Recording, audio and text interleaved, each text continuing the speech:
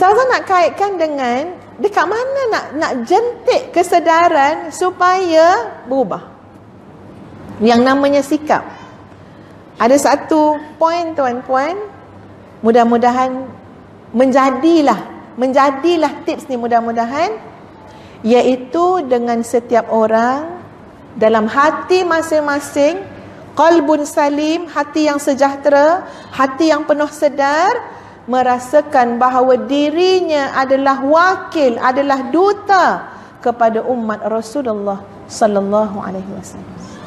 Tanam dalam hati. Jangan kata suka hati akulah nak buat macam mana. Tak suka hati tuan-puan, tak suka hati. Kenapa? Kita adalah wakil, duta kepada umat Rasulullah sallallahu alaihi wasallam. Jangan main suka hati je. Suka hatilah nak apa? Nak mengumpat ke, suka hatilah nak jerit-jerit ke, suka hatilah nak buat akhlak buruk ke. Orang yang main suka hati ni sebab hati dia tu sebenarnya tak suka pun. Ya, sebab dalam hati tu tidak tertanam satu perasaan, satu kesedaran bahawa kita semua ini mewakili umat Rasulullah sallallahu alaihi wasallam. Malu tuan-puan bagi pihak umat Nabi. Malu. Kalau kita selalu membawa diri sebagai wakil umat Nabi.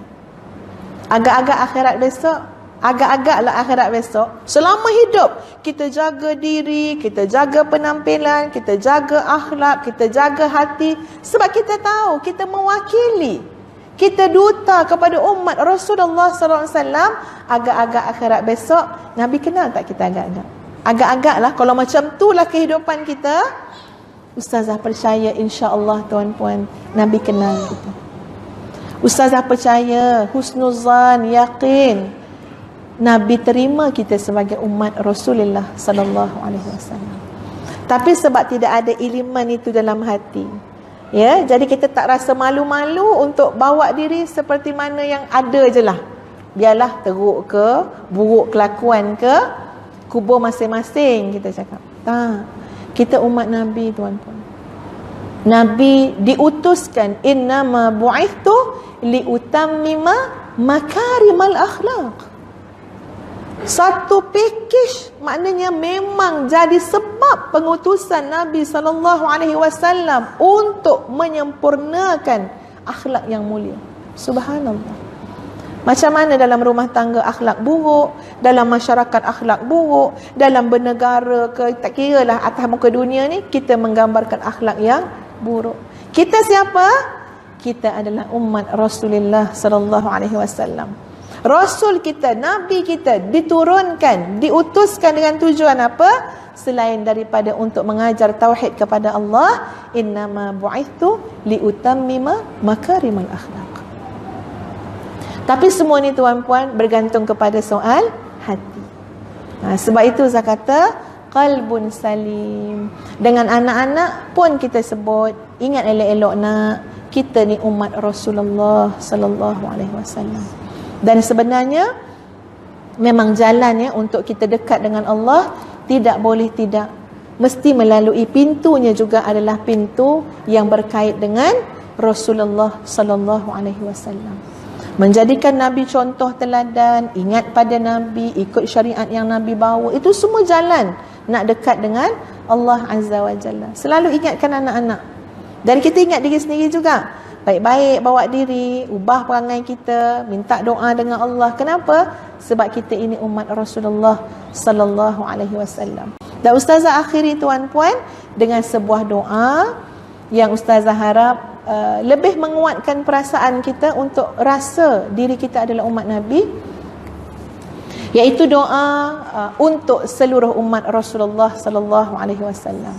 Doanya berbunyi, Allahumma ghafir li ummati Muhammadin sallallahu alaihi wasallam, Allahumma arham ummata Muhammad, Allahumma jbur ummata Muhammad, Allahumma astur ummata Muhammadin sallallahu alaihi wasallam. Ya Allah, ampunkanlah umat Nabi, kasihanilah, sayangilah umat Nabi, tolonglah umat Nabi, dan tutuplah keaiban umat Rasulullah sallallahu alaihi wasallam. Kalau ini jadi doa kita, kita selalu akan merasakan kita adalah wakil, kita adalah duta kepada umat Rasulullah sallallahu alaihi wasallam. Itu bahan-bahan yang baik insya-Allah tuan-puan untuk bawa kepada misi hijrah keluarga kita, daripada yang sudah baik menjadi kepada yang lebih baik insya-Allah. Jadi itu saja yang dapat Ustazah sampaikan pada tengah hari dah, petang dah ya pada petang ini. Terima kasih sangat pada pihak masjid, kepada para guru, ibu ayah yang sudi mendengar bicara Ustazah pada petang ini. Yang baik pastinya daripada Allah, yang kurang itu adabnya dinisbahkan kepada diri Ustazah sendiri. Jadi dengan itu aqulu qawli hadza astaghfirullahal azim li wa lakum. Assalamualaikum warahmatullahi wabarakatuh. Tuan-puan, sikit Ustazah bagi makluman Ustazah mengharap sangat, memang ke mana-mana Ustazah pergi pun Ustazah minta doa lah. Doa daripada tuan-puan sekalian agar Allah menjaga, memelihara, meredai, merestui madrasah tahfiz yang telah Ustazah dan suami asaskan dengan kerjasama banyak pihak. Dan alhamdulillah tahfiz Madinatul Huffaz telah pun beroperasi masuk tahun yang pertama lah. Ada 130 lebih pelajar yang ambil akademik dan juga hafazan. Bila berlaku peristiwa kebakaran tahfiz dan sebagainya, banyak yang kami juga harus belajar. Jadi upgrade lagi segala macam yang boleh. Bomber datang sekolah, di BKL datang, banyak pihak yang datang untuk tolong, alhamdulillah. Jadi macam-macam tuan-puan yang kita perlukan untuk memenuhi keperluan-keperluan menjaga amanah dengan lebih baik. Walaupun kami dah cuba buat sehabis yang mampu dah, Kalau buat bangunannya dah berjuta, 2 juta lebih bangunan saja. Dengan segala prasarana, apa orang nak kita cuba buat. Belajar pun dalam aircon dah. Anak-anak tu bagi segala yang boleh bagi. Biar senang-senang anak-anak yang nak jaga Quran ni. Sebab kita tahu kerja mereka berat, amanah mereka berat. Dan sekarang dalam fasa yang kedua, sebab asrama tak cukup untuk menampung permintaan yang sangat tinggi. Penat dengar mak ayah merayu-rayu ni. Untuk tahun depan hanya boleh buka untuk pelajar puteri sahaja, tingkatan 1. Sebab asrama lelaki tak boleh lagi dah menampung. Jadi kami dalam pembinaan untuk fasa yang kedua, tanahnya sudah ada berdekatan, beli bukan diinfakkan, dengan harga hampir 2 juta beli tanah. Dan sekarang dengan pembangunan fasa kedua yang maknanya memakan belanja tuan-puan banyak juta belaka lah. Allah Akbar. Kita buat je lah, usahakan je. Jadi Ustazah bukan nak sumbangan ni tuan-puan.